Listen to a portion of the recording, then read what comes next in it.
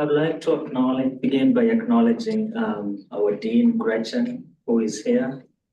Most of you know that Gretchen is not feeling too well and has not been well for a couple of weeks, but thank you for being here and for making the time. All the other friends, students, faculty, alumni, anybody that means anything to us, thank you for being here. Thank you for sacrificing your time and for gathering with us tonight. His MacBook Pro disconnected.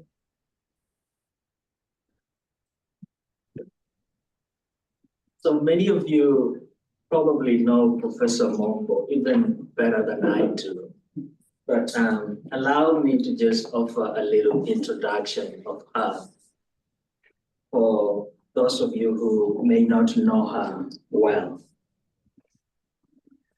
Professor Mombo is a distinguished scholar and an educator who has made significant contribution to church history, mission studies, interfaith relation, and gender studies, particularly in African women's theologies. She has served in senior leadership positions at St. Paul's University in Kenya, my alma mater, and has mentored numerous students who now hold leadership positions in churches, religious organizations, and in academia worldwide.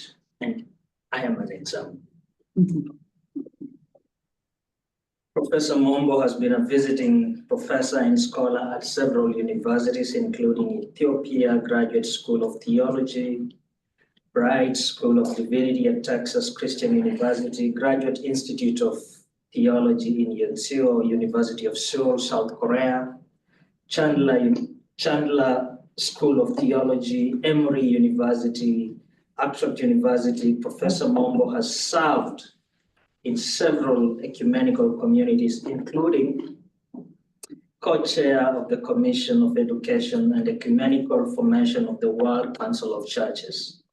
She is the chair of the African Contemporary Institute of Research in Africa, ICMA, and also the chair of the Circle of Concerned African Women Theologies.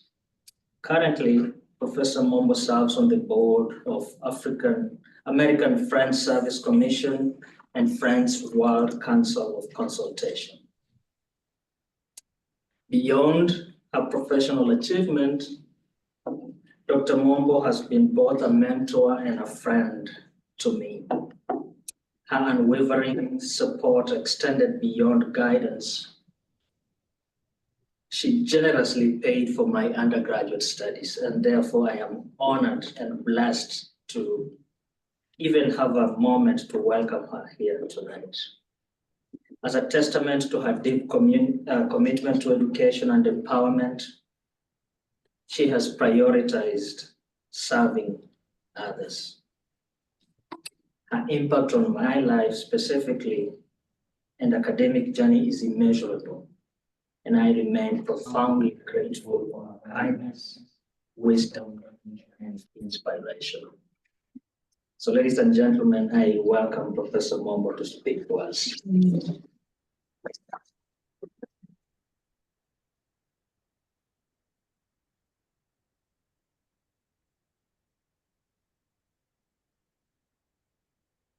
Everything that Brown does well, you can thank St. Paul's University. But the things that he doesn't do well, please find somebody else to do because we are not inspired them. Thank you so much for having me here and for welcoming me to this space. So greetings. Good morning, good evening, good afternoon for those that have joined from different spaces of the Quaker world. I wish to thank my host, that is Elam School of Religion, for extending this welcome for me to give this year's Willson lecture. I'm particularly grateful to the Dean, who, as it has been said, is not well, but still chose to come tonight. I want to thank those that have participated in organizing my trip, because I'm not an easy person to find the space, the time, the right dates to travel. But I want to thank the school for putting up with my plans, my changes, my requests, and I am here tonight. I'm so proud of Brown Mujete for being a distinctive student of mine, a colleague and one that I have journeyed with. And to have him welcome me to this space is like, it's good to send people ahead of you so that they clear the path for you. Thank you so much, Brown, for all that you have done and continue to do for me personally, for ICMA and other aspects in Kenya. It's been wonderful to participate in this community. It's a joy to be aware where you know that a student is not going to ask you a small question, but it ends up being a $1 million question. It's been wonderful to go into the different classes to meet with people. A really joyous week where you go in and look for surprises or you surprise. So thank you very much to the audience that is here and the audience that is online. It's a joy that I'm speaking here during Black History Month. As one who teaches in an institution that was founded to resettle freed slaves on the east coast of Africa, an institution that became a home for those that had been displaced. I'm proud and happy that I'm participating here this week. As one born of a Quaker mother, raised by a strong grandmother, one for me whose story of Quakerism was not just a story, but life. I am grateful to come to Indiana because she spoke about Indiana so many times because of tracing the story of Quakers who came from here to Kenya. So tonight, in this presentation, I want to use two notions, the Jubilee and decolonization, as a lens to picture African Quakerism in the future, with a focus on Quakerism in Kenya. I say with a focus to Kenya because that is my context, which has numbers when we talk about programmed Quakers. We have a joke in Kenya, the tyranny of numbers, and programmed Quakers are many in Kenya. The paradigm of decolonization brings to light the colonial entanglements of Quakerism, urging a critical examination of how colonial ideologies have influenced the practices and beliefs of Quakerism in Kenya. This introspection is crucial for fostering a liberative future that aligns with the core values of the Quaker tradition, values which are both in the minority as well as in the majority world, expressed in the principles of simplicity, peace, integrity, community, equality, and stewardship. Here the notion of the year of Jubilee comes in, whereas 2025 is explained as a year of Jubilee, a year of reparation and restoration of relationships between human beings and God, and between humanity and the land. Indeed, the need for a year of Jubilee seemed to be pressing in a time where the game of power, money, and the struggle for ownership of resources and means of distribution is great. We've just had the elections and talk about America first, making America great. Seems to push us back into what one would say the dark ages of blunt imperialism. What kind of future of African Quakerism is envisioned in the year of Jubilee? The concept of Jubilee and decolonization converge at the grassroots of justice, liberation, and restoration, providing a transformative framework for understanding the historical and contemporary struggles faced by marginalized communities, some Quaker communities. Decolonization signifies a deliberate dismantling of colonial structures and ideologies that have long perpetuated injustice against indigenous peoples. It involves reclaiming identities, resources, and autonomy that were stripped away during colonial rule. This process transcends political dimensions, encompassing cultural, spiritual, and economic aspects, and seeks to restore agency and identity to communities that have been historically marginalized.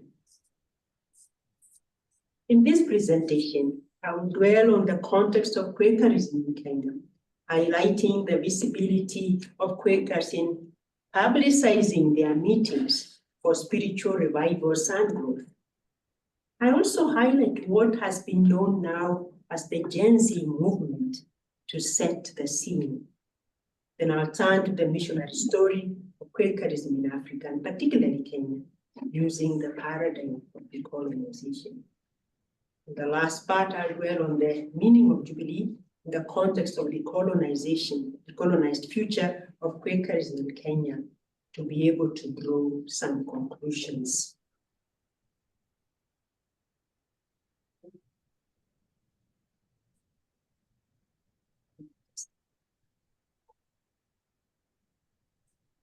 I have some images that I want us to look at, and then those images we use them.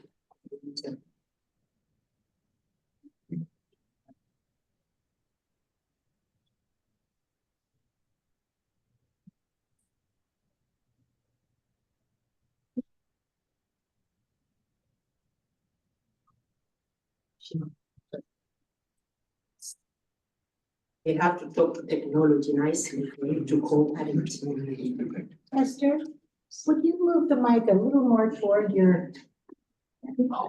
Yes. Look, okay, there you go. Thank you. I should learn to shout like the Kenyan preachers. Okay. Those images will be up for a while because I'll speak to them and come back to them.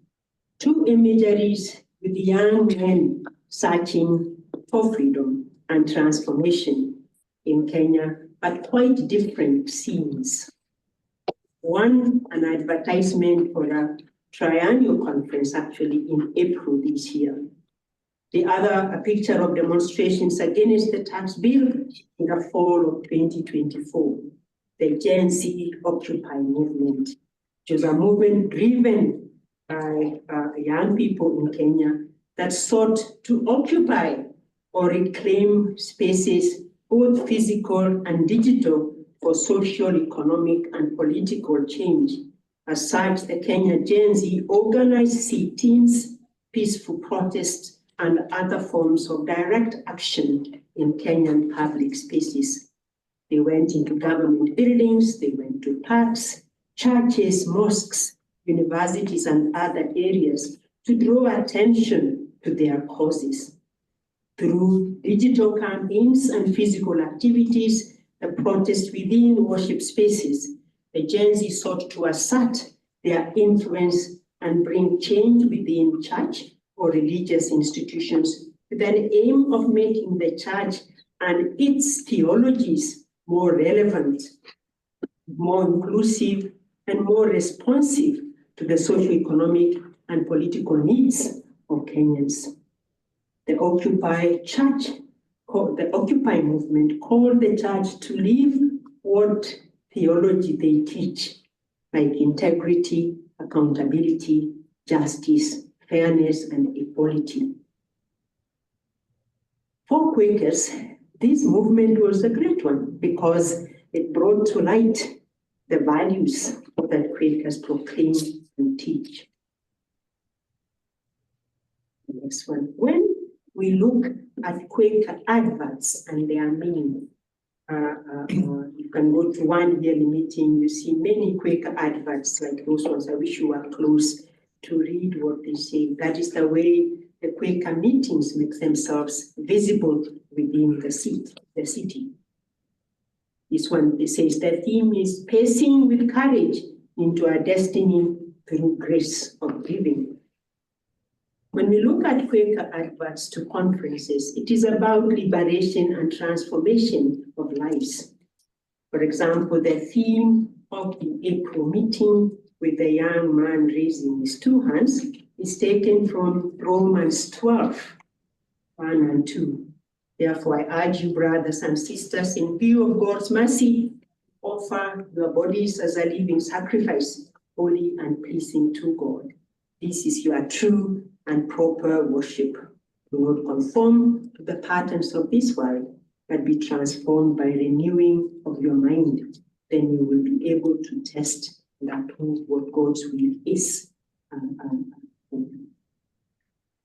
It's about freedom and transformation, but it remains in the spirit.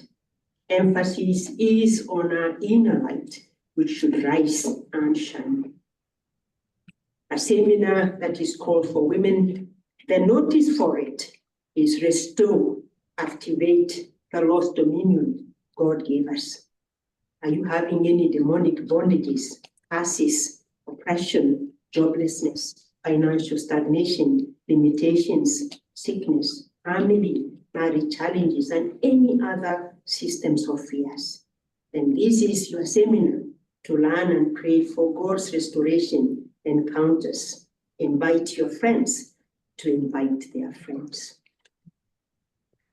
While these images show the growth and visibility of Quakerism, especially within the city, because these are from just one day meeting, the other images that we saw earlier are those of protesting youths challenging the current realities. The gap between the streets and the halls of power is a generational one. The protests were also, in the fall last year, were also heavily policed by a political regime that did not want to hear any protest. And they met a lot of problems to these young people, harassing them, arresting them, a sharp contrast to the communal feeling of the crowd who sang, waving Kenyan flags and displaying pictures and called the names of the dead. The police response was to dismiss and crack down these young people. This is the context of Quakerism in Kenya, a genuine appeal and search for inner light of God, searching for a spirituality of justice and healing directed by the scriptures on one hand and a reality of injustices, femicide, economic exploitation, overwhelming poverty, and the Gen Z who can jointly mobilize and effect country-wide change. The ongoing struggles for reparative justice, recognition of historical injustices, and the urgent need for systemic change are more pressing than ever, not just within Kenya. The global discourse surrounding racial equality, economic disparities, and social justice have intensified, compelling communities to confront their colonial pasts and envision a more equitable future. Hence, my title, Jubilee and Decolonization, Navigating the Colonial Past to Redefine a Decolonized Future in African Quakerism. Let me make some disclaimers. But I know it is dangerous to begin talking about Africa. Who am I? I'm not the president of that big continent. Africa is huge, and Africa goes beyond the boundaries that were created in colonial times. So Africa is merely the name of a geographical continent, and Africans are the people who live in that continent, and some who live far away. The reality of Africa goes beyond the continent and the people that live there. So there is a great ethnic, linguistic, and cultural diversity among Africans. Also, we know that it's dangerous to talk about African Quakerism. What do I mean? I speak from a limited space, which is that of a researcher who interprets information.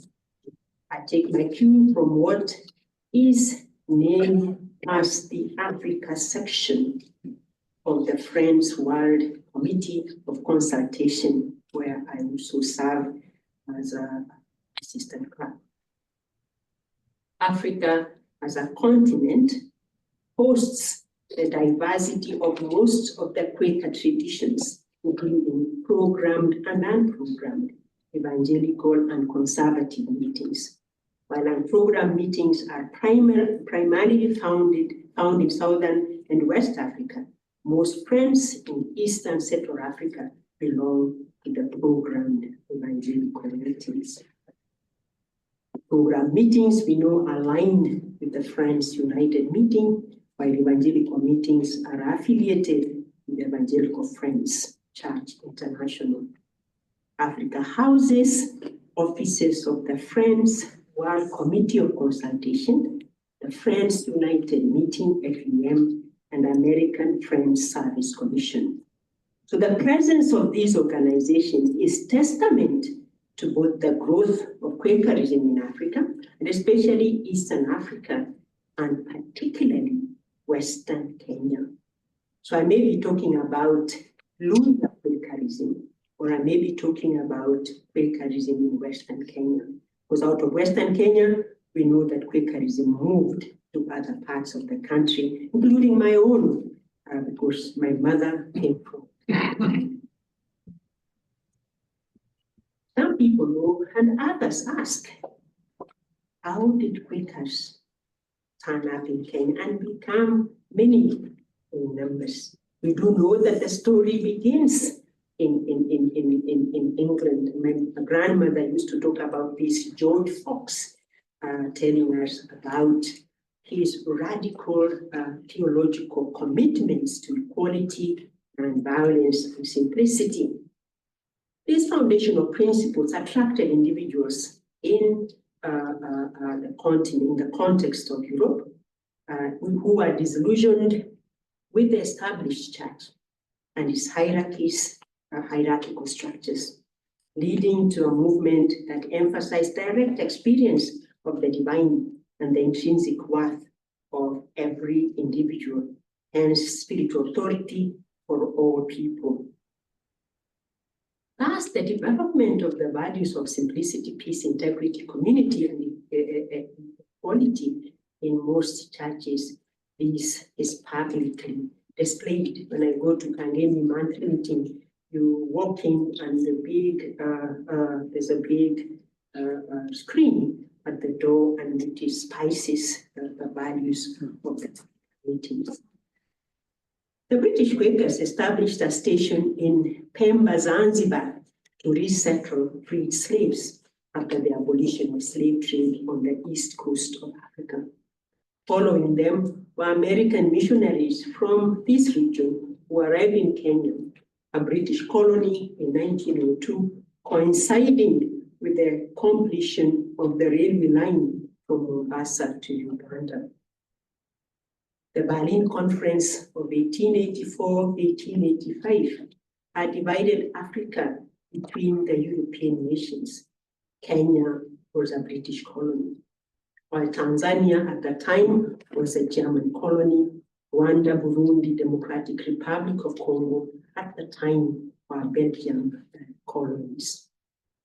The first three missionaries, Arthur Willson, Edgar Hole, and Willis Hoskins, arrived in Kenya in 1902.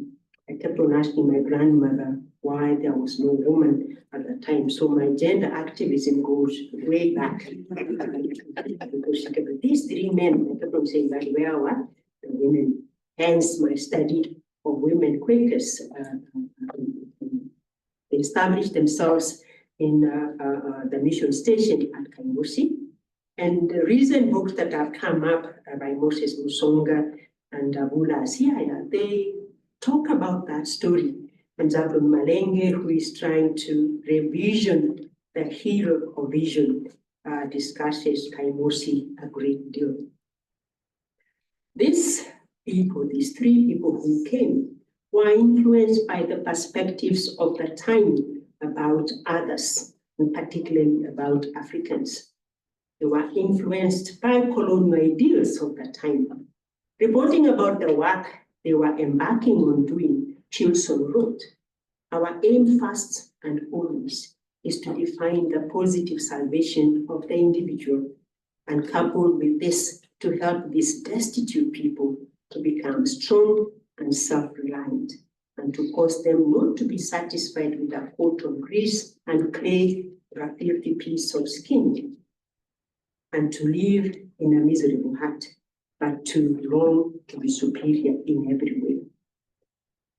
While we expect God to transform the inner man, we believe He's looking for us to transform the outer man.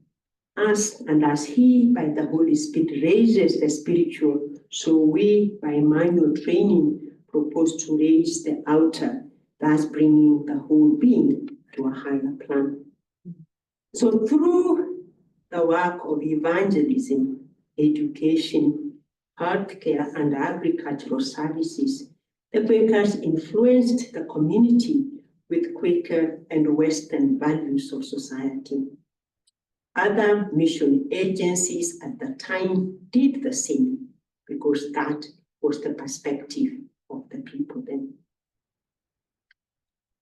In 1942, Friends Theological College was opened by Jefferson Ford as a training center for Quaker pastors, today known as Friends Theological College. Among the earliest notable things is that there was a woman in the first class called Rasoa Mutua, the only woman at the time, who later became a key preacher and leader among Quaker women. In 1943, a formal application was made to the 5 years meeting for a yearly meeting to be established in East Africa. His application was approved in 1945, leading to the inaugural ceremony of East Africa yearly meeting in November 1946. This was to be led by African Quakers. This establishment marked a significant milestone in the organizational development of Quakerism in the region. East African Yearly Meeting worked alongside Friends Africa Mission until 1963. However, FAM's exclusive mission board often sidelined local Quakers, indicating a reluctance to share power and authority, which later contributed to internal conflicts. Missionary education and social advancement principally created an elite community that took over the leadership of the church after independence. The colonial and post-colonial church was immersed in the traditions, living within what was established with little or no innovation. A church that was described by a scholar Mbiti as having grown evangelically and not theologically. The years following Kenya's political independence in 1963 were marked by both growth and internal conflicts. 10 years after independence, dissatisfaction with East Africa Yearly Meeting's leadership led to the members of Elgon to create a second yearly meeting, the Elgon Religious Society of Friends. From 1979, a floodgate of yearly meetings was opened, such that in 2025, we have 23 yearly meetings. One could do a study of why these yearly meetings. Those of us who come from Kenya and Western Kenya, particularly, query the reasons for the growth of these yearly meetings. I can see Brown looking at me because he knows some of the reasons. The reasons for the establishment of these yearly meetings include geographical spaces or geographical areas that are good. But we also know, truth be told, that it's about leadership, ethnic, and clan rivalries that create some of these yearly meetings. All the yearly meetings are under the umbrella body of the Friends Church in Kenya, established in 1986 as an umbrella body mandated to promote spiritual growth among members, creating a society of Christian believers that worship God in spirit and truth. The body has worked on a constitution that oversees that the yearly meetings are structured in an orderly manner and they meet the laid down working regulations. They're looking forward to signing that constitution in April during the meeting that I've already shown the advert.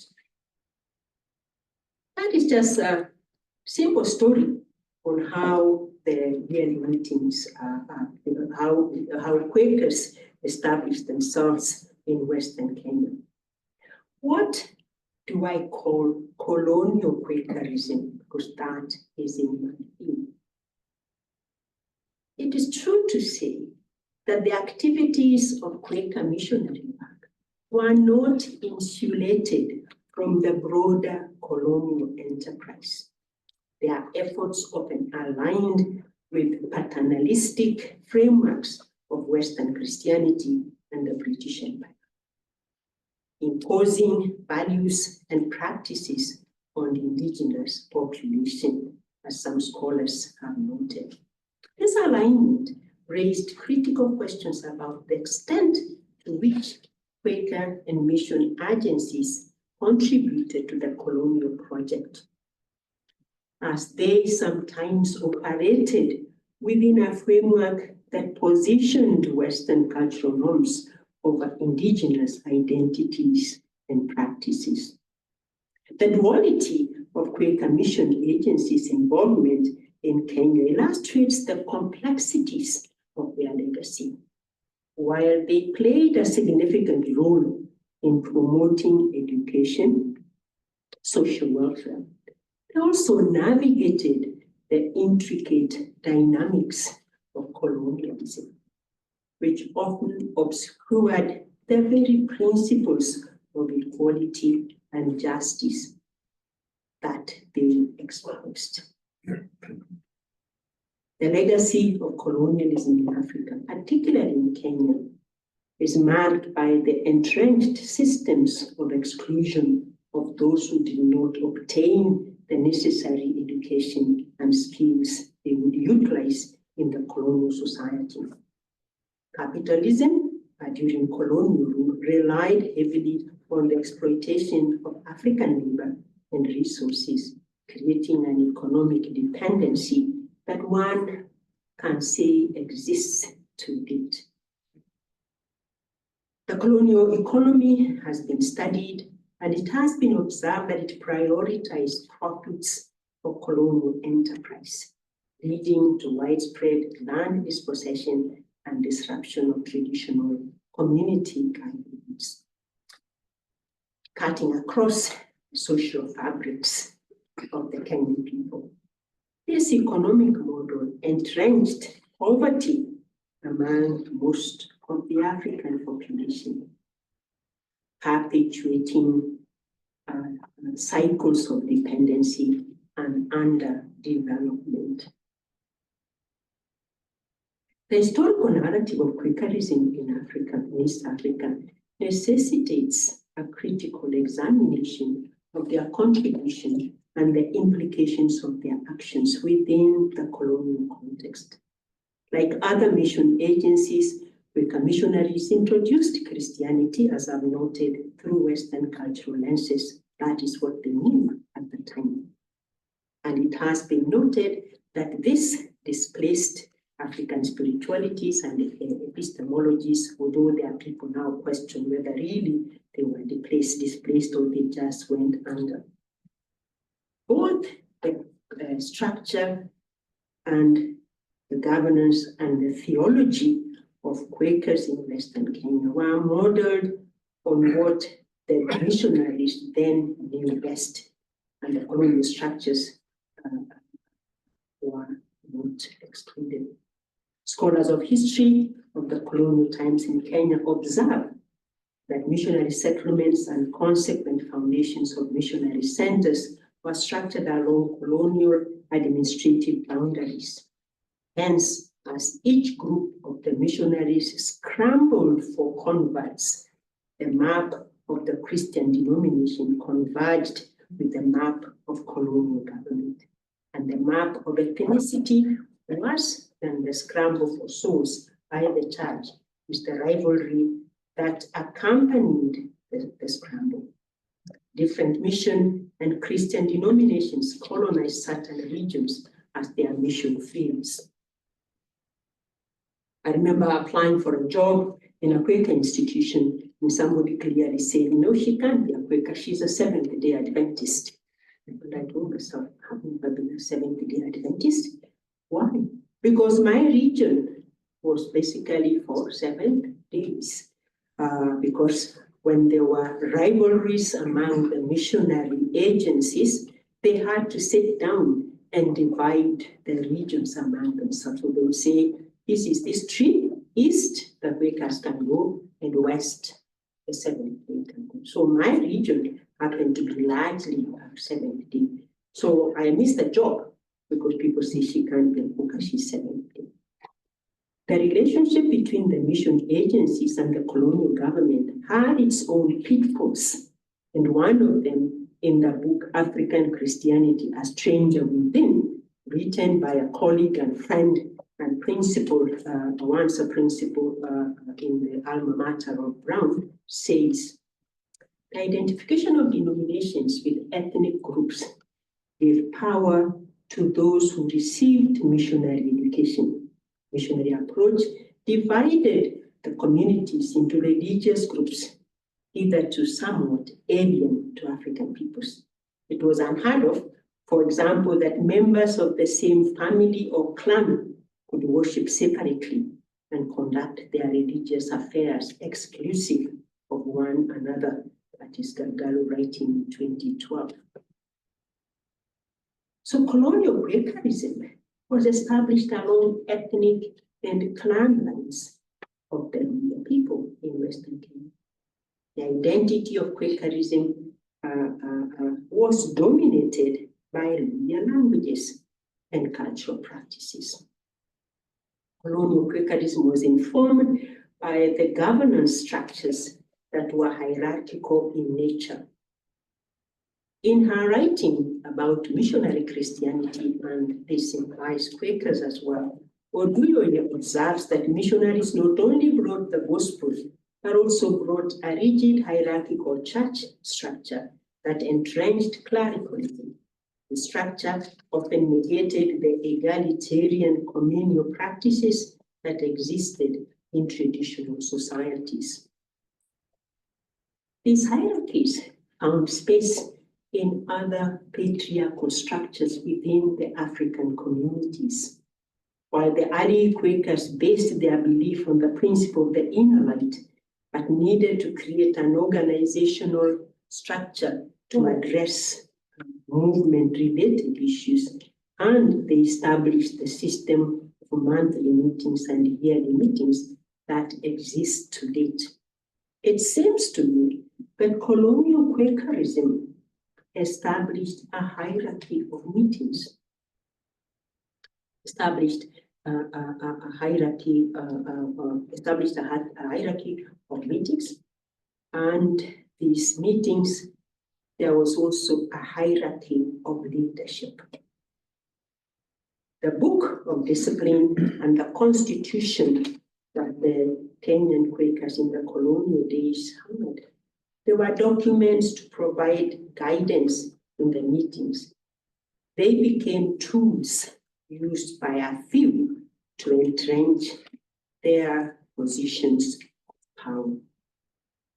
In colonial Quakerism, the hierarchy of leadership and meetings impacted negatively on the ways appointments into leadership positions were done. The hierarchies excluded women and young people and continue to sideline them even today. Some of the young people have found ways of being judged that is not centered in the colonial forms of leadership, but leadership that is based on the needs of the people. The rigid hierarchical church among Quaker church, the government, is reflected in the leadership struggles that we have now between the presiding clerk and the pastor. While there is investment in theological training of various levels and in various institutions, there remains a controversy and struggle on the place of the pastor. The issues are about supremacy of power between the pastor and the presiding clerk. In a recent post after the constitutional review of a member made this observation. Individually and collectively, we have invested in training our pastors to minister and to learn about church work, church administration, worship, etc. But it always amazes me that when it comes to the ground, we relegate the pastor to being an observer and take all the other people over them. Why do we insist on belittling the pastoral position in our church?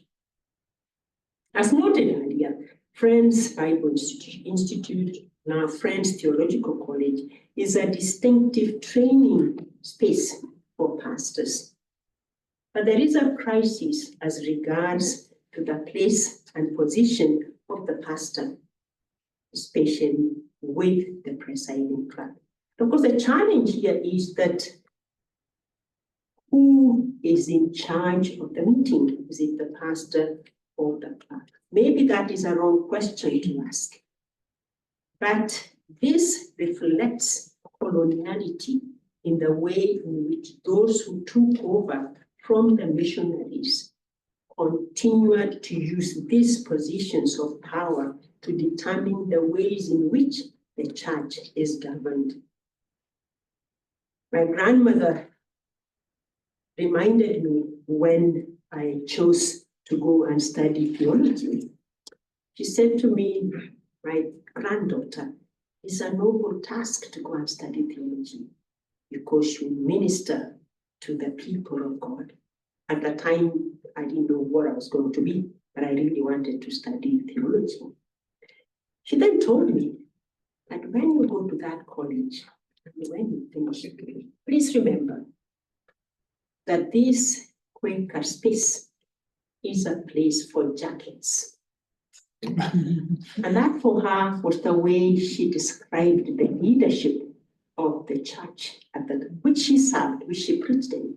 She argued it was a place of jackets because it's not a place that welcomed, maybe for lack of a better word, blouses. It was just a place for jackets. And he argued on how they jostled for power and ensured that their own took on the leaderships. So the hierarchy of leadership and governance brings to light the challenge of theology or the teaching of faith. For membership to the Quaker Church, we all at my home were taken through the first book and the second book. So the card of the first book and the card of the second book, because you have become a full member. And you went through a form of catechism class. And that was book 1 and book 2. In his observation of the catechism, Mohanji, known to many of us, observes that the first and second class catechism teachings introduced by Quaker missionaries in Kenya were not purely colonial in nature, but were shaped by the historical, cultural, and theological dynamics of the time. That's something that I agree with. However, like most missionary efforts during the colonial era, he says, they were intertwined with colonial systems, which influenced how they were implemented and perceived. He further notes that while Quaker catechism emphasized peace, equality, and simplicity, it also sought to support supplant African traditional religions and practices, such as communal rituals, ancestor veneration, and initiation rites, which were often viewed by missionaries as incompatible with Christianity. And those are things that continue to resurface within the Quaker communities in Western Kenya. What do you do with issues around ancestors? What do you do with the rituals? Who does what? And maybe one should think about what do we think about rituals within communities. Colonial Quakerism created space for the followers to oscillate between the cultural practices of the everyday life while holding on to the missionary teaching.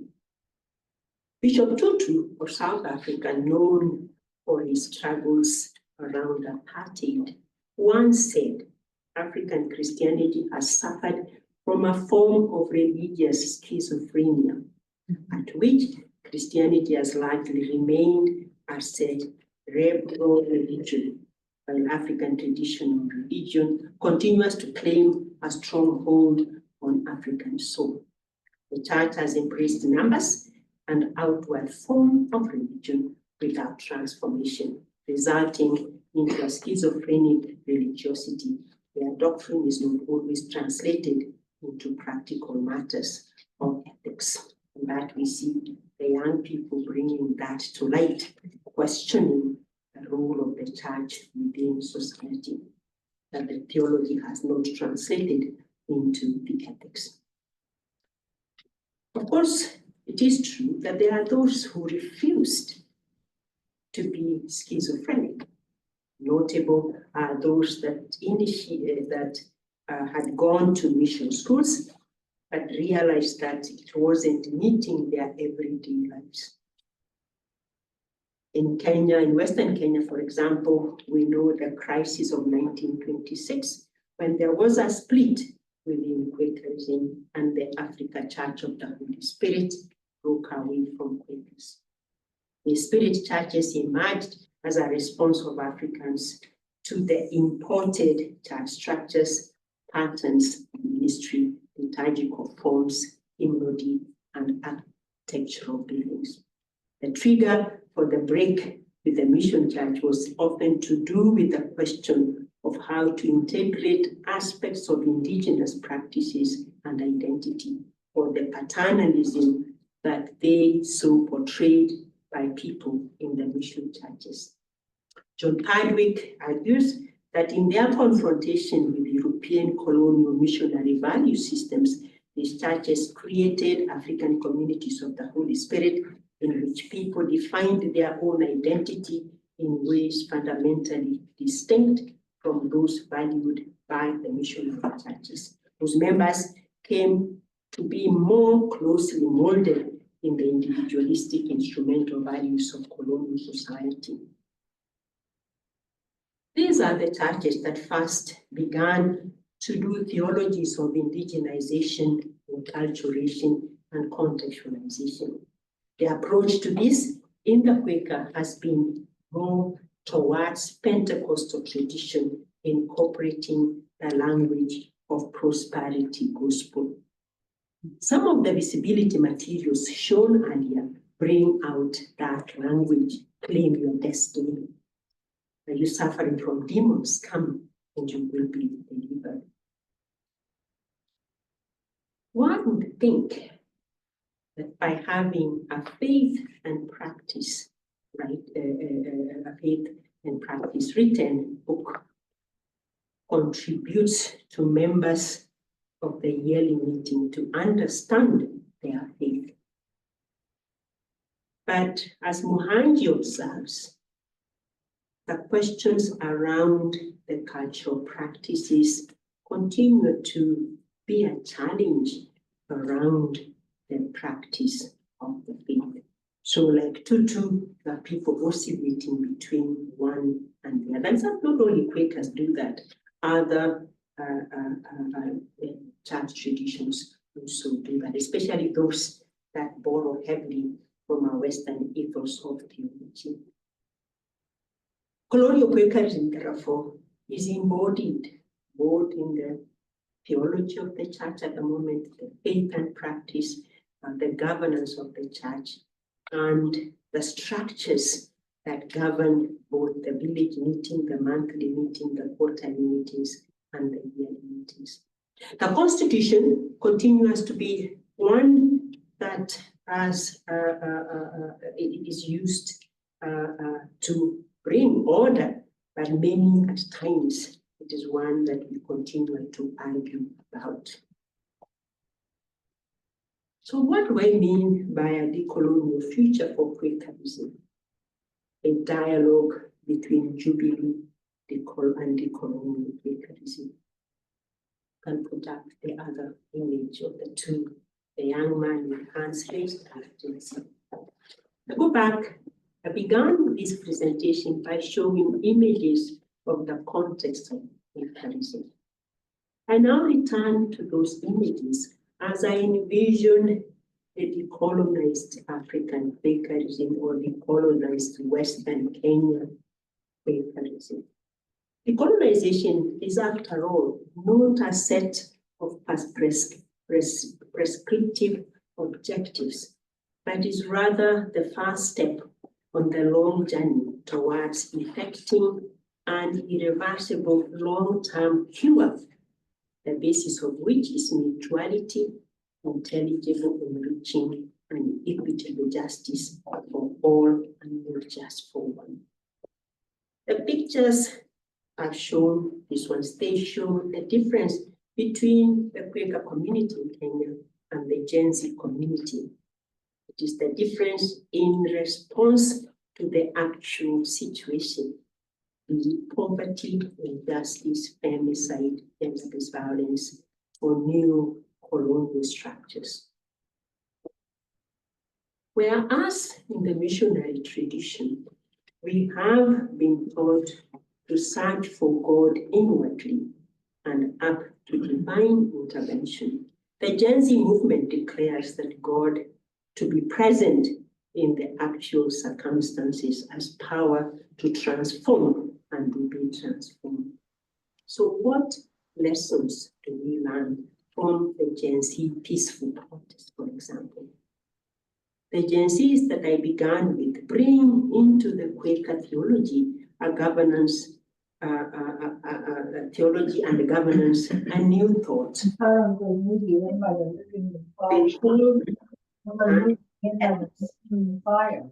Morality in the systems and architecture of economics.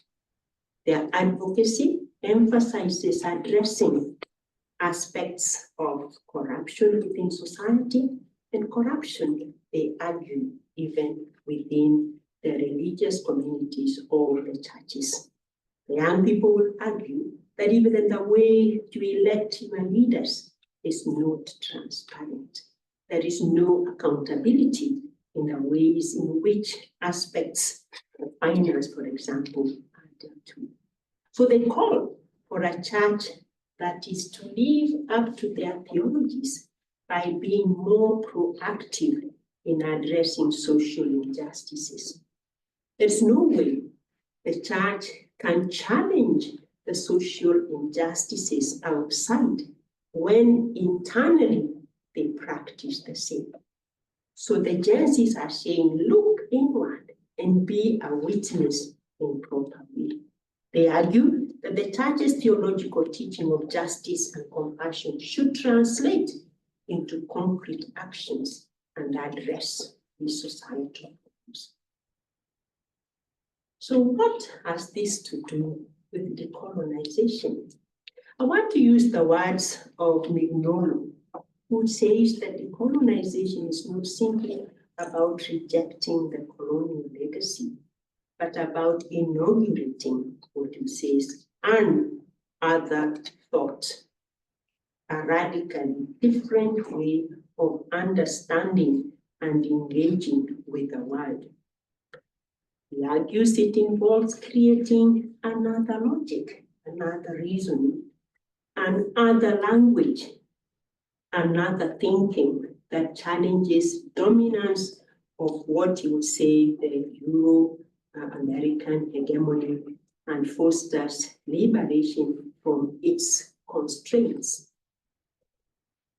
Sarojini Nadar, a member of the Circle of Concerned African Women Theologians, also observes that decoloniality is critiquing and resisting the perceived universalities of some knowledges and the superiority of some cultures and ideologies, including the systems and institutions that reinforce these perceptions.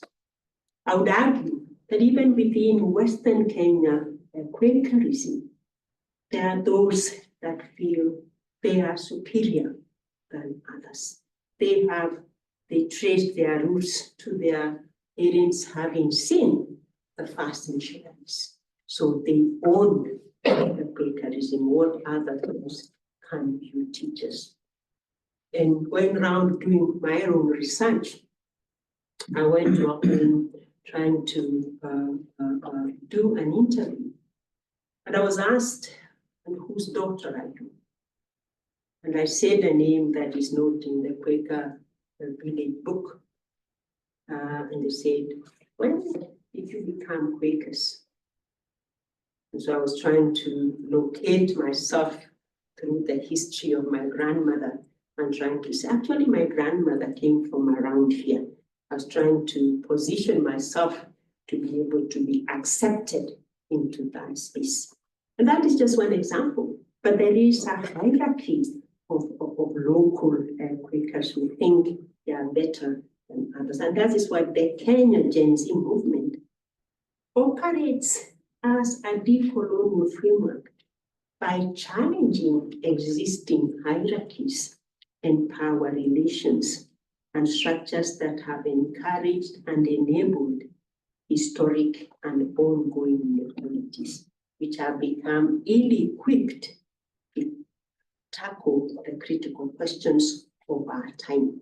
So Gen Z's, following the words of Mignolo, said, we want another thought, advocating for inclusive, ethical, and community-centered approaches that address historic injustices, promote sustainability, and reimagine both economics and faith in ways that are relevant and equitable for contemporary Kenyan society, and other language.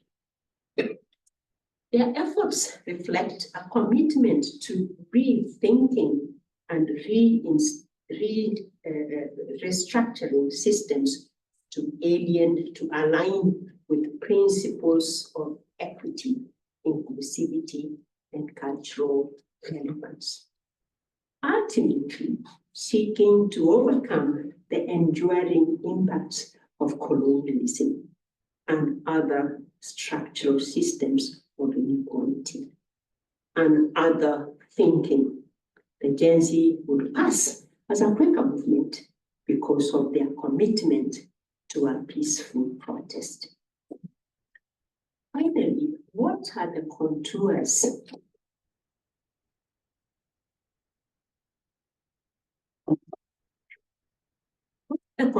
of a decolonized future of African Quakerism or Western Kenya Quakerism or Kenyan Quakerism? What are the contours of a decolonized future of African Quakerism? I here distinguish some elements. First, is interrogating the power structures.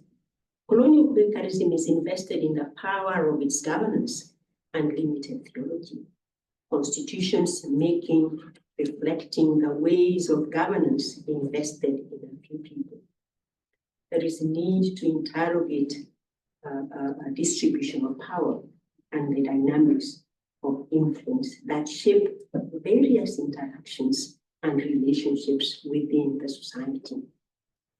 Organizations and international affairs within Quakerism in Kenya today. The leadership and power structures within the yearly meetings and other organizations, national and international, often reflect and still reflect the ethnic dynamics and patriarchal makeup of colonialism. As such, our dynamics and the ways in which they impact decision-making, resource allocation, and outcome in different contexts need to be interrogated. 2, a new vision for spiritual formation. Prioritization of spiritual formation over rigid adherences to aspects that has been taught to us entails fostering an environment in which both personal and communal spiritual growth is not nurtured. Through practices that are contemplative and at the same time contextually relevant, then we can see spiritual growth. Spiritual growth sometimes is seen as the declaration of the Christocentrism, which is a wonderful idea. But if that is not reflected in what people see, then it brings question. By emphasizing searching and living a shared journey towards peace and justice, community can develop a holistic spirituality that transcends material metrics of success. Aspects that others have said that we can be so much heaven-focused that we are utterly useless. The shift invites believers to engage in discernment, communal accountability, solidarity, and transformative service. Key elements that counteract the individualism often promoted by prosperity teachings, ultimately leading to a deeper understanding of true freedom. So one needs to reject what they see as hierarchies and clericalisms of the colonial context. One needs to insist on theological relevance to contemporary issues. One needs to advocate for justice, inclusion, and activism. For young people, is leveraging digital platforms to democratize the discourse. And it is true that event makers have taken into the digital space to publicly visualize themselves in terms of calling people to meetings and especially to the seminars, which is a wonderful thing. But it's important that inwardly that is questioned before it is a question of publicity. It is important to recenter the African experience and values in theology and practice so that we are not able to be living these double standards, oscillating between what is our traditional culture and what is the modernity. Thirdly, is another theology, true freedom as panacea, that is a Jubilee and then the Colonial Quakerism.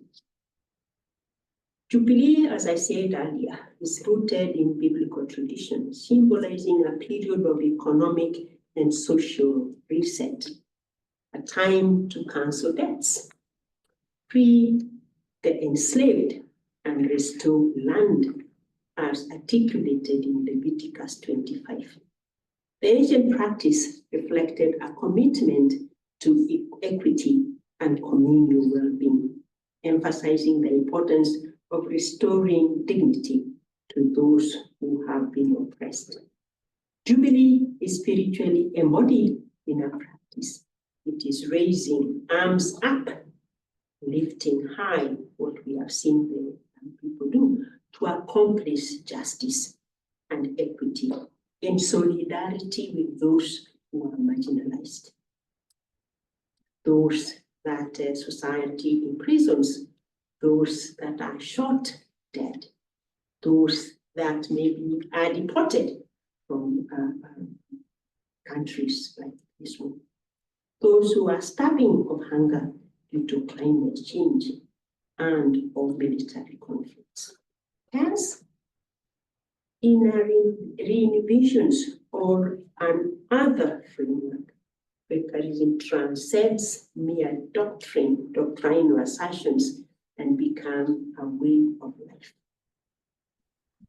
True freedom is proclaimed by Jesus in Luke 4:18-19, and encompasses liberation from oppression and the restoration of dignity to the marginalized communities, as I've seen. The scriptural foundation resonates deeply with African liberation theology, where theologies of people like Desmond Tutu, Matthew Duyoye, John Beatty posit the necessity of confronting structural injustices, both in the religious spaces and outside those religious spaces. Because we must start with our Jerusalem, and our Jerusalem is the inside. The work underscores a holistic understanding of people that transcends mere spiritual liberation, as I have said. It's not just about keeping the inner light burning, but as much as our light is important, it should shine and show us dignity for all.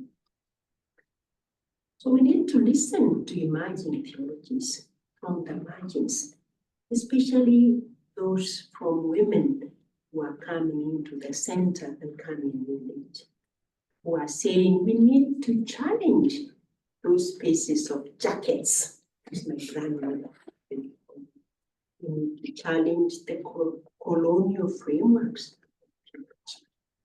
We need to say Christ is the answer, which is true, but we need to ask, but what is the question? We need to look in restoring the legitimacy of African spirituality and indigenous wisdom, rather than being embarrassed about it, which is a colonial view. We need to advocate for a theology, justice, and liberation.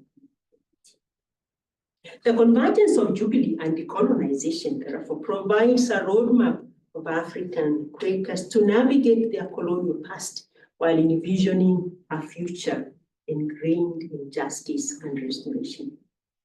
The journey necessitates collaboration with other movements and communities that share similar goals of justice and equity, amplifying their voices and creating a more inclusive movement for change. As the world continues to confront the legacies of colonization, the call for justice, liberation, and restoration resonates with the increasing urgency, inviting all to participate in the journey towards a just community where all individuals are valued and dignity upheld. Thank you.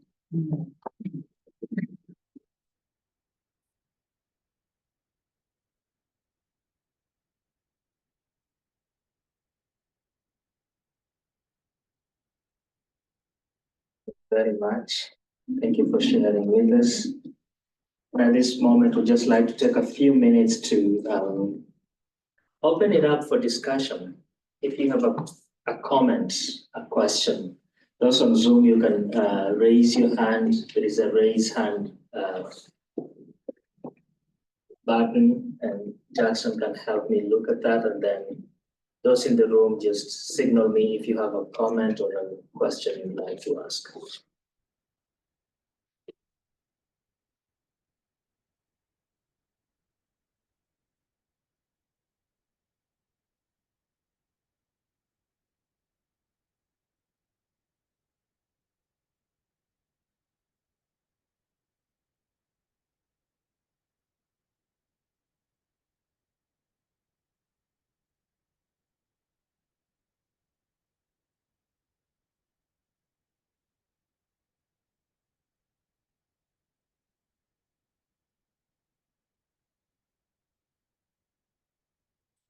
Go ahead. Dr. Mombo, thank you so much for that talk. That was really fascinating. My question is probably more just one of like clarification and understanding. You described how sort of the colonial aspect of contemporary Quakerism shows up in how people use it to claim power within hierarchies and things of that nature. I was trying to kind of trace out the line of causality there. One hand, if I heard correctly, it's that when Quaker missionaries came here, they brought not just sort of Quaker theology, but they also brought the organizational structure of colonialism, and that the organizational structure of colonialism was sort of what stuck, rather than the ethic of Quakerism. But I was trying to understand if I also heard that, because there was also an argument that the ethic of Quakerism, there's the Bishop Tutu part, that the ethic wasn't always translated into practice, right? That there was sort of traditional African practices or ethics that remain. So I was trying to decide, is it sort of a double, so there's sort of two streams. One is that there are aspects of hierarchy and traditional African cultures that were never checked by Quakerism, but also that were also sort of reinforced by colonial structures. Is it both of those, or?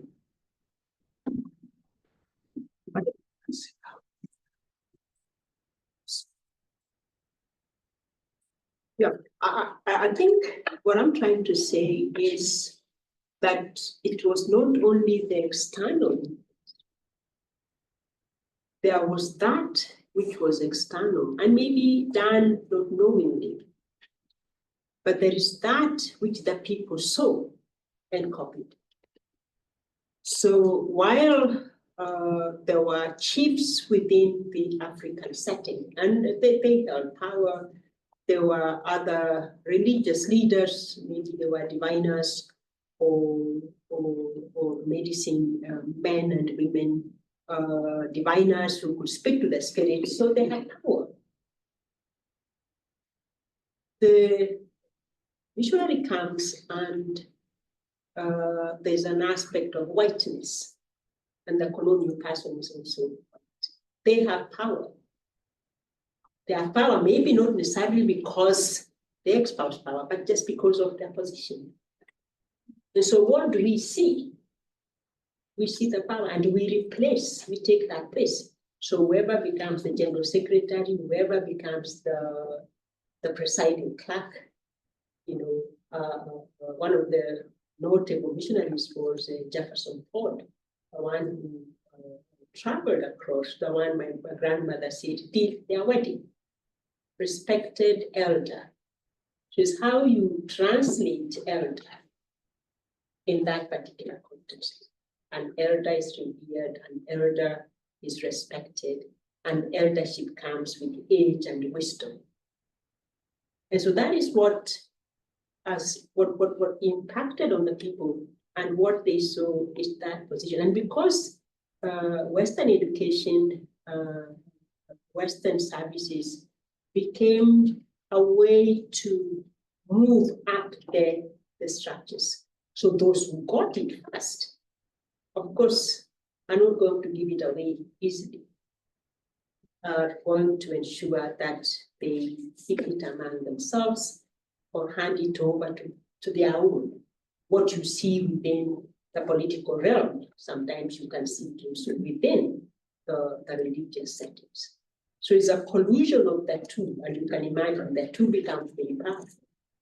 And so when the Gen Zs are saying we want freedom, they are struggling with a power structure that is deep, rooted in the Africanness of respect and fear, and also the Western religious ethos of fear and also of position. Yeah. That's really good. Thank you.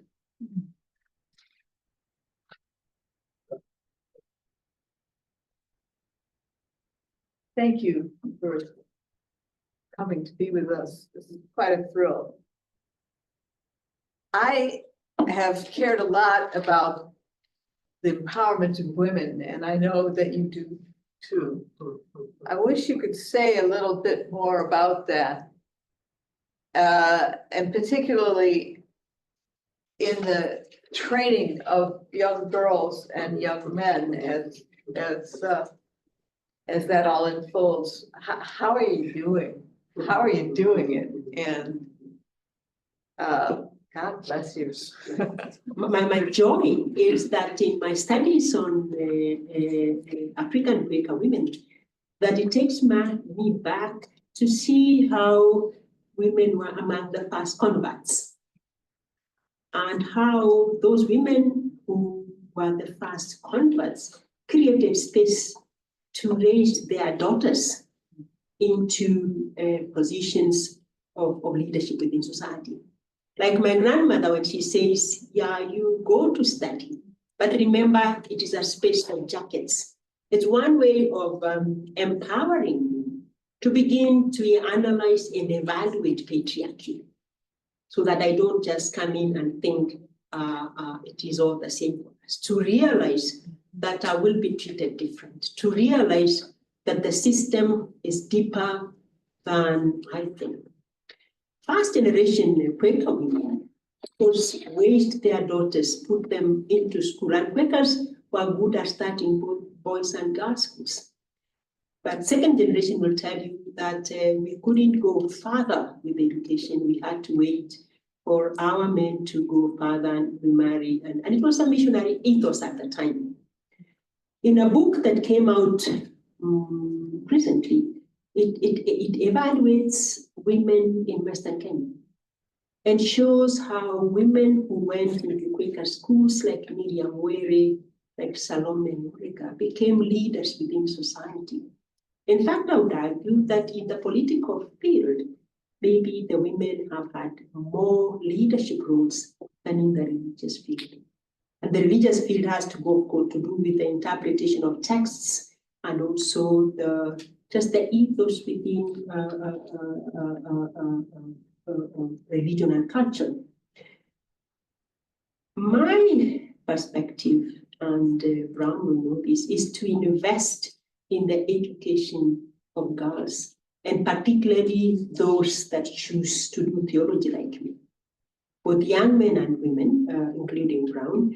But for me, I would have one man and two women, invest in them so that they are able to understand the theological underpinnings of exclusion and to be able to challenge it.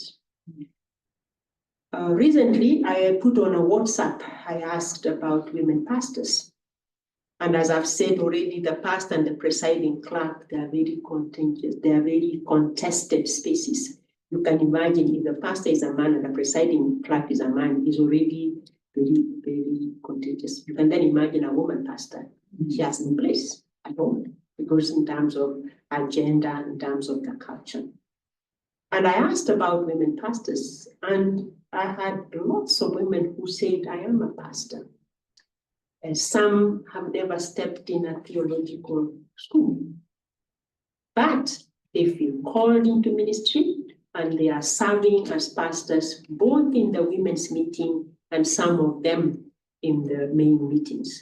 My local meeting has a woman evangelist, and I'm happy that she's been able to go to FTC to train. So for me, it's to invest, to encourage those that feel called into ministry to go on, because there is a lot of discouragement. What will you do as a woman pastor? So you'll find that in terms of training, there are more trained men pastors than women pastors. So mine is, how do you increase the numbers? Because there is a tyranny of numbers as well.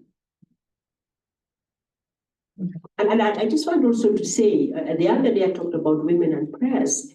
And I want to say that if I had to do an image of Quakerism in Western Kenya, it's an image of women in white. Mm-hmm.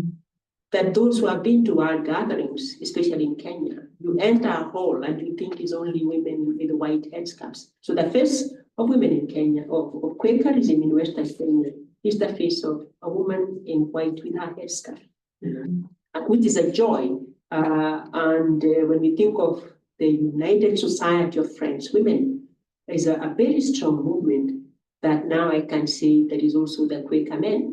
But the Quaker men, I think, don't do as much as what the women do. But don't say I said that, although I've said it publicly. You've said the truth, sister.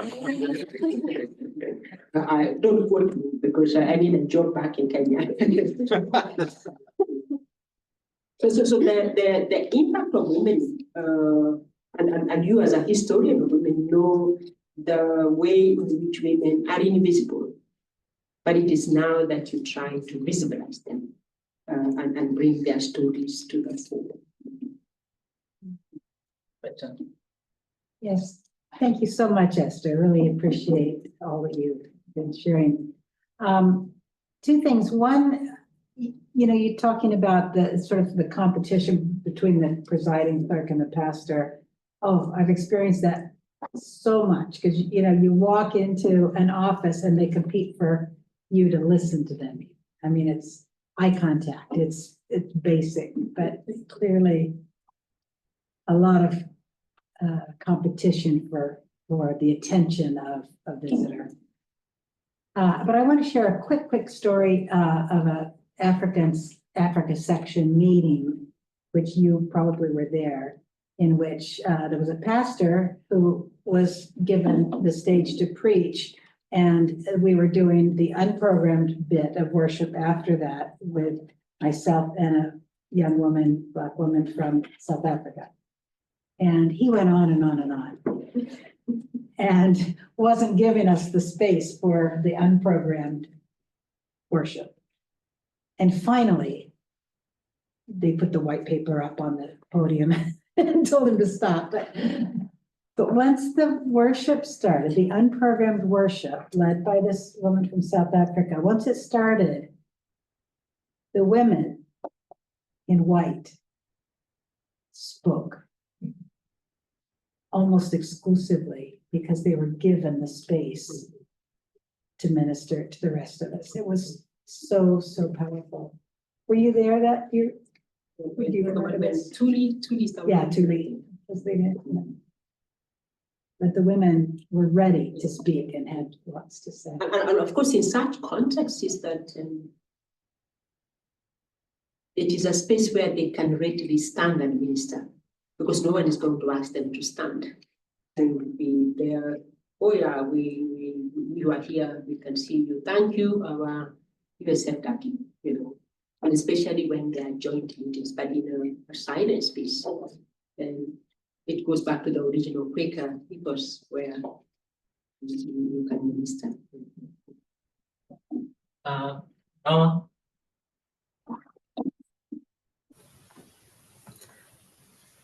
Yeah.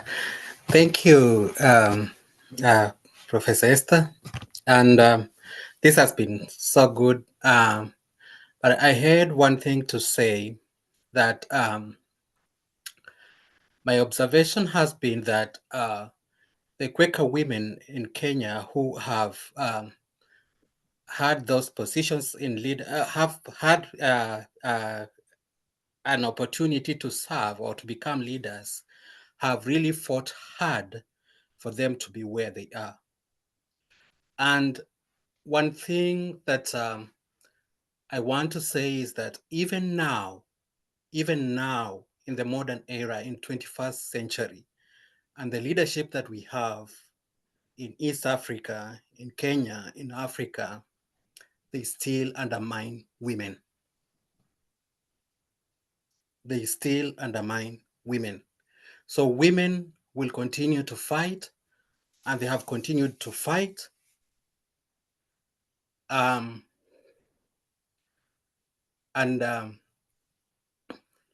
That is disheartening. I went to FTC.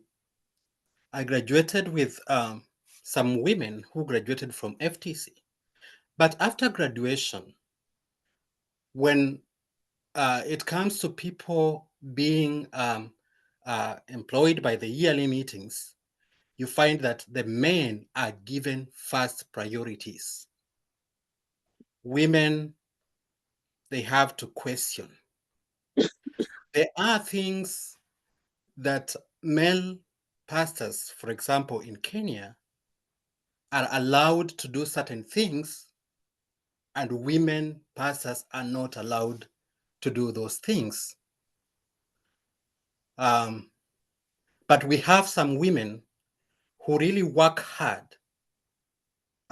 to say that we can do these things. And that was one of the questions that I was asking my former yearly meeting, Chavakali, for example, like, if I trained with this woman in college, we sat in the same class, trained under the same professors, why are they not required, for example, or why are they barred from, for example, doing child dedication, or doing house dedication, or doing burials, or doing funerals? And I'm sorry to say that I see things that are happening, and there is some form of, I will use the word colonialism, that I don't have a right time to use right now, that is happening in East Africa. For example, just recently, we had a conference in Tanzania where you find that the Kenyans are the ones like who dominated the conference. Does it mean that we don't have people that can do that in Tanzania? For how long will this continue? Thank you so much. I think Gretchen and I were in Rwanda for a section meeting, and the Kenyans had to be reminded that they were being dominant. And it is a fact of the use of authority and power, but also the feeling that they have roots into Quakerism that others do not. And of course, the nearer you are to the centers of power, Kaimusi, Buguru, whatever, and which is something that I'm saying needs to be critiqued. That you're going to have young people, for example, participate. Young people claim they are tribeless, they are powerless, they are whatever-less, but they are moving on with a justice agenda. And so as adults have to learn from young people to shed off colonial mentalities. I totally agree with you. You're talking about my chapter 7 of my thesis that I haven't published yet, where I discuss these aspects of women denied to do things. That is because of the understanding of ritual power and spiritual power. And in terms of ritual power, it's basically a Luya belief.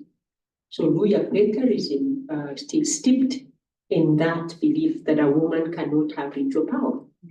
Because opening a house, but accepting a child is like refusing women to be the ones that are admitting members of the first and second class into Quakerism.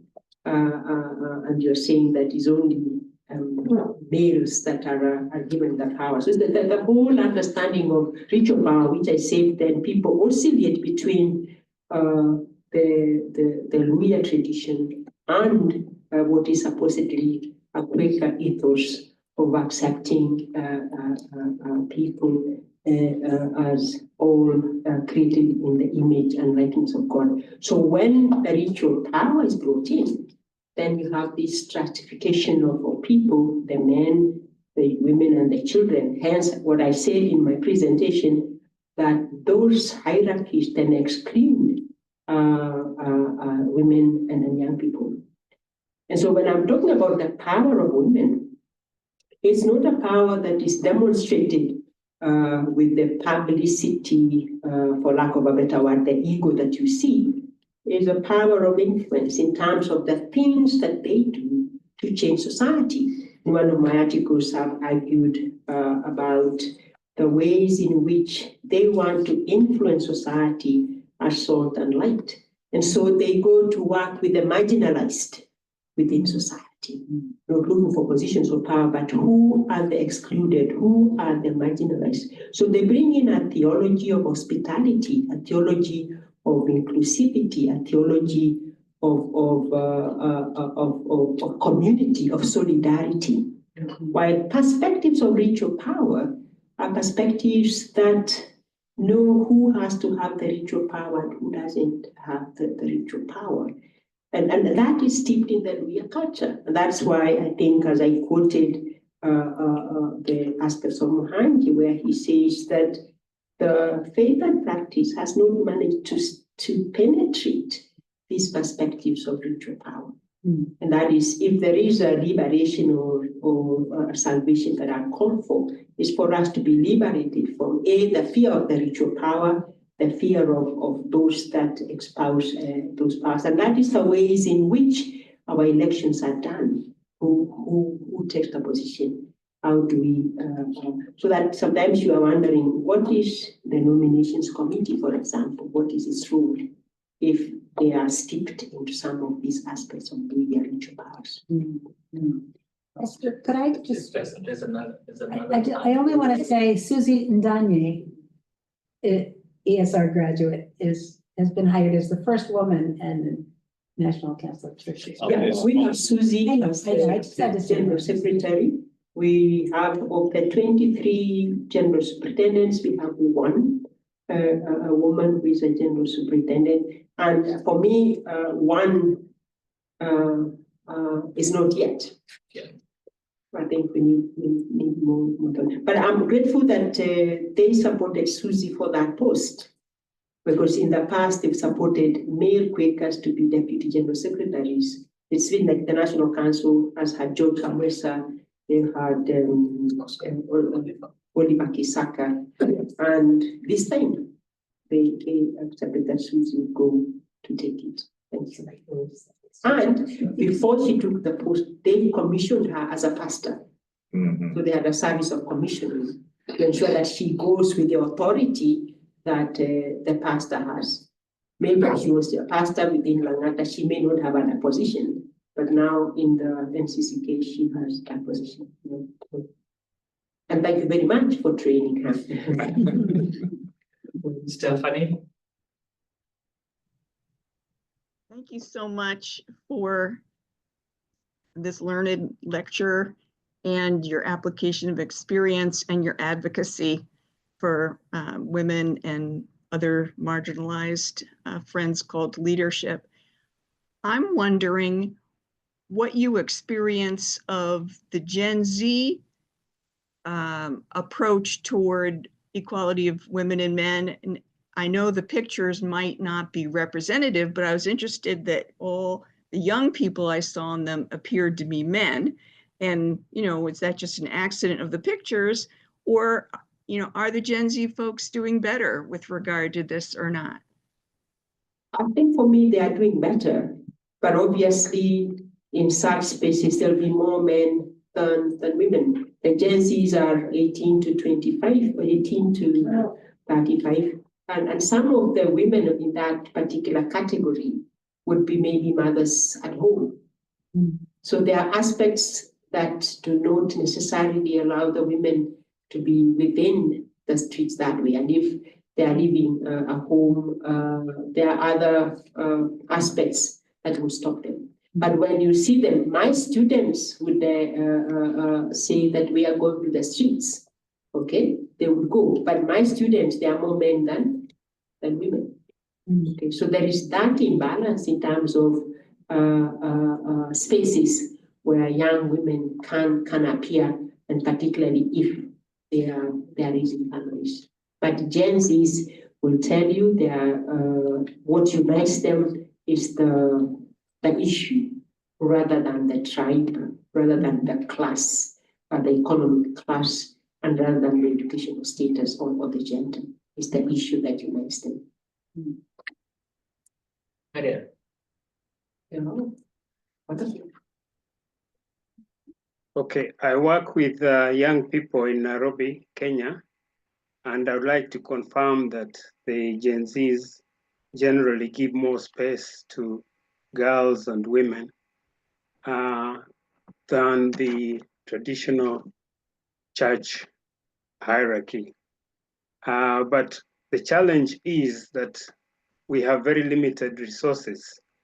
And I would like to ask if, because we think things should be done differently, and I would like to invite Esther, if you can join our movement, because we want to establish something that will work for people in Kenya. And the obstacles that you have highlighted are very real, and we are unlikely to make progress unless we have people like you supporting us, because we think that we should be part of a general worldwide movement to effect change. And I think we have the numbers on our side, but we would just like more prominent people to overcome the fear that exists in the country and to actually take positive action in effecting change.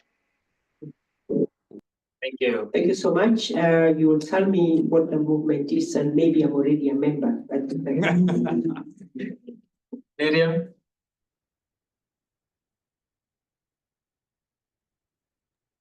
Yes, I will.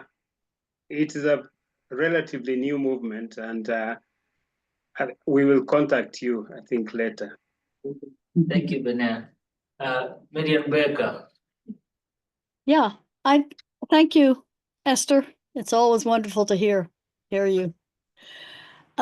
One thing I just wanted to mention that some people in America don't realize is not only are there the majority of friends are in Kenya and Western Kenya, but by far the majority are women. In any local meeting, it's 80% women and 20 men. 20% men. And also in the population in that whole area, it's youth. And so when you prevent your youth and your women, and with the youth, I was interested in the South Africa conference of FWCC, where you were an assistant clerk. The youth wrote an epistle that was far more important than the major one that came out. The youth, the young adult friends said, why are all of us youth allowed to come and sing at a meeting or entertain sort of at a meeting, but we're not asked our own opinions or our own suggestions of how to solve issues? We're not treated, like full human beings. And so I really appreciate that you are sharing about the challenge. And one good news in Kenya is that in FTC and possibly other places, there's an increase of the women that are now being trained, including older women who haven't had a chance. And so that has been a real joy, seeing some of the women are being able to be trained and being able to, the men are being surprised by seeing some of these women that I have been working with, and just encouraging to see what they're doing. So thank you so much. Thanks for being here. Thank you so much. And I'm glad you say that 80% are women and 20% are men. The challenge is that it is the 20% that are in the leadership. In my local congregation, my local church, or my mother's church, when I visit, you find that there are 4 men and they are all clerks and treasurer, and they sit at the front. And all sit on the other, the way the church is structured. So you are right that even if there are 80% women, they are not able to take on those leadership roles. And I'm glad that FTC is training many of them. And like Noah said, that when they are trained, we hope that they can go into those pastoral roles, that we would have dealt with these aspects of ritual powers that they are not allowed to take on leadership. But thank you so much. And good to see you, Baker. Yeah, great to see you. Asante. April? I've often wondered how we support this inadvertently, and when you were talking about the young women who weren't out on the protest because they were probably at home with children, that reminded me of a thought I've had in the past. When we take a look at international student scholarships at ESR, they are for a single person. And so what you have is a lot of the male students who can come because their wives are at home taking care of the families. And think that it might be a good idea if we take a look at, or if donors take a look at, what kind of scholarships they offer to recognize that individuals, especially if we want to support women leadership in Kenya and continuing their education, that we set up some international female scholarships that include bringing their children over and being able to care for their children while they're here. Thank you. It is a problem here. It's also a problem in my own institution, where we had to think of how best to subvert some of the systems that stop women from coming. So there are immigration issues, there are also family issues, but there are also cultural issues.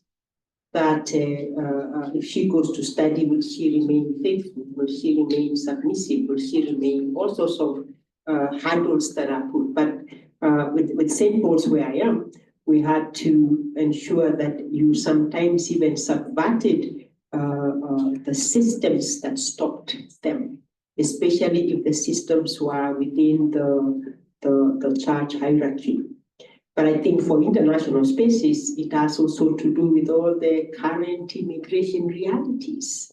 Who is allowed to come and who is not allowed to come, and how religious communities can provide this support and hospitality that we have to be in solidarity with one another rather than being an exclusive society. So it's a bigger problem, but I think when we begin from inside to set aside what can bring the mother and the child is significant. How do you subvert that as well? But first of all, of course, looking for funding is the first thing, and choosing to invest in the my joy with St. Paul's is that we've managed to do that for women younger and older, and also younger men who struggle the same in terms of entering the systems.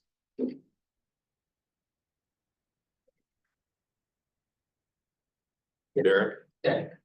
Dr. Mombo, pleasure to be here tonight with you. I am from Bethany Theological Seminary and brought with me a group of students. Now, the students I bring, none of them are Quaker.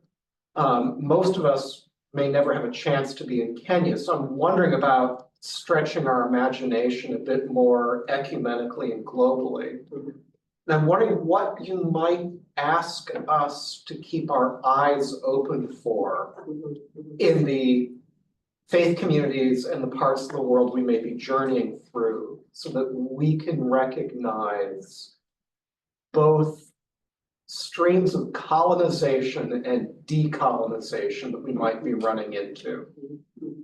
Well, Derek mentioned bacteria as well in this context, just so everybody knows. Yeah, some of my students have come from the Brethren Church in Nigeria, and I'll give you an example that one of them came, and in an ecumenical service, he found that it was a woman leading, and he walked out because for him it was like, this is sacrilege. Today, that student is among the proponents of inclusivity in terms of church leadership. He's traveled all over, and he, of course, he's not now very accepted, but because he has put his neck out to say that I think we need to move away from the theology of exclusion. And I think several things for me is first is the kind of theology that we teach. It could be a theology that is not liberative, but how do we leverage on a liberative theology to both the men and women? Because the truth is that the men must be convinced to allow the women in. Because if we are going to do in ecumenical spaces where there is voting, you have to have the men convinced to vote differently. So the men must also learn a theology that is liberative, a theology of inclusion, a theology of respect for women as equal partners. That's one. And two, for me, it's to open our eyes wide and to see who we invite to study. There used to be within Iraq in an ecumenical space, and there was one particular church that always brought in 4 men, 1 woman. And because I was in a position of leadership, I would tell them, okay, next time you bring 3 women, 2 men. Otherwise, we would admit them. Of course, sitting in a position of power, I was able to do that.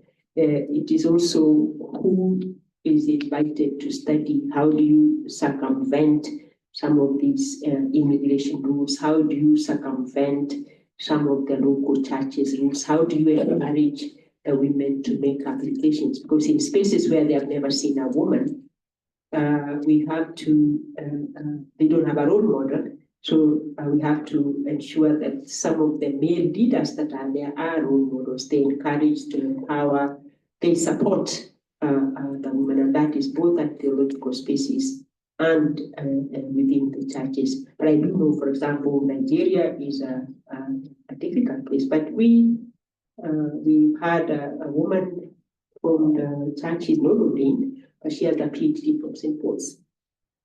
And the dynamics on the ground are different, but she's trying. So it's to start from within and to go externally afterwards. And I've seen it work in my own institution. So I speak from experience.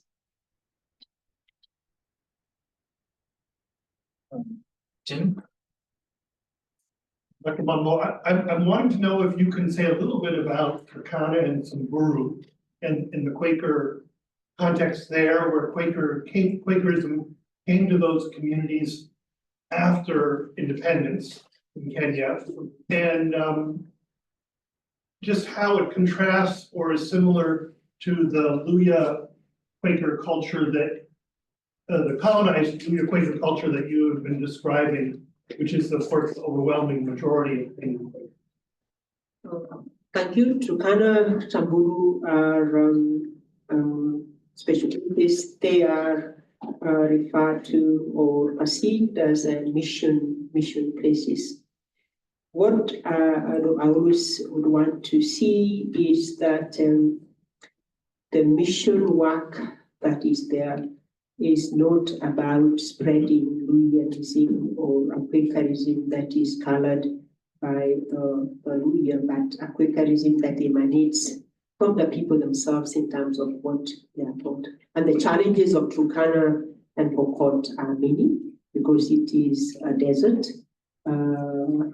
And so the kind of mission that has to be there is one that is mobile in terms of following the people and giving them the skills that they need. One of the pictures I was going to use, and I didn't use it, is of the Samburu women who are members of the Quaker faith, and I was happy that they are members of the Quaker faith as they are in their traditional attire, that we haven't gone to change their ways of life, but we want them to be Turkana Christians. We want them to be Pokot or Samburu Christians. In those spaces as well, Baker would agree with me that you have women, more women in the churches who are vibrant in terms of the ways they speak and bring the message of God. And I think they should be empowered in those spaces to be able to grow the communities as they see it best. I would want them to be treated as a space which we take everything to them, including our own theology, but we listen to their theology and accept that theology in the ways in which it is, as long as it is out of the teachings of the Quaker faith that we have given. So I do follow the ministry of FUM in those regions and pray that it is not Louisianized, that it is basically raised as Turkana and Samburu Quakers. Thank you. I think as the moderator, I reserve the right to have the last question.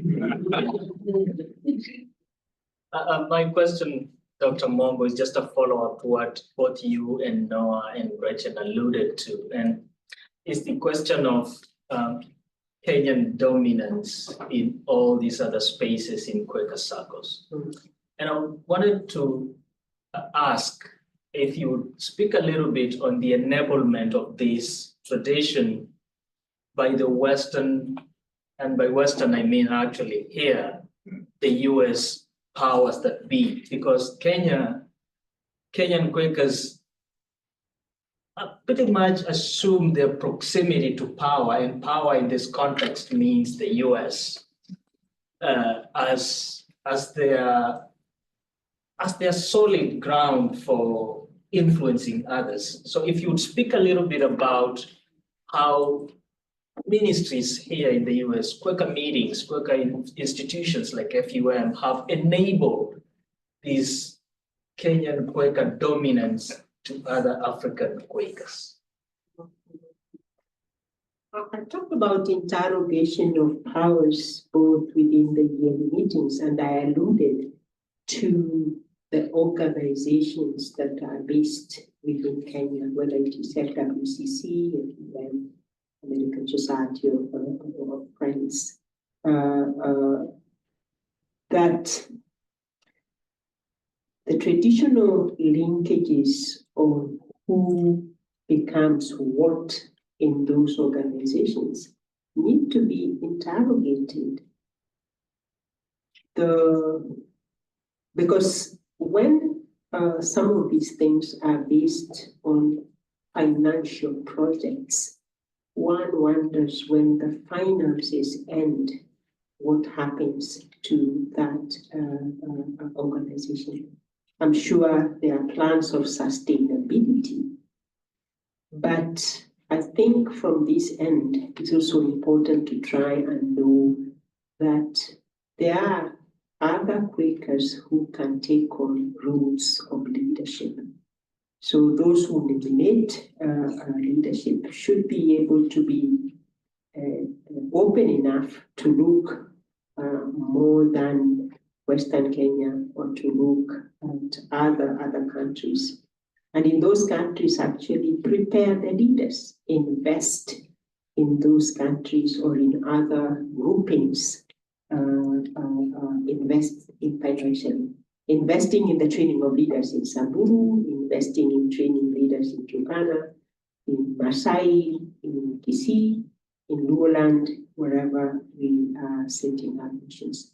So I think it is significant that we do not continue to extend the former colonial ways of relating, that we try to start relating as equals. And I know in other places we questioned how come these places have more money than others, to try to look into historical rootings of making others more financially able than others. The whole notions around reparations, the whole notions around giving back to those spaces. And I think so these organizations need also interrogations, either by themselves or others, the powers that they hold, and especially financial powers. I did allude to dependency because of poverty. And some of those dependencies arise because of systemic ways in which funds have been distributed from this country and other countries. That those offices do not just become spaces for the donor funding, but they become also spaces of training of other leaders. Thank you. Friends, I want to thank you for attending. Let's give a warm thank you to Dr. Mombo.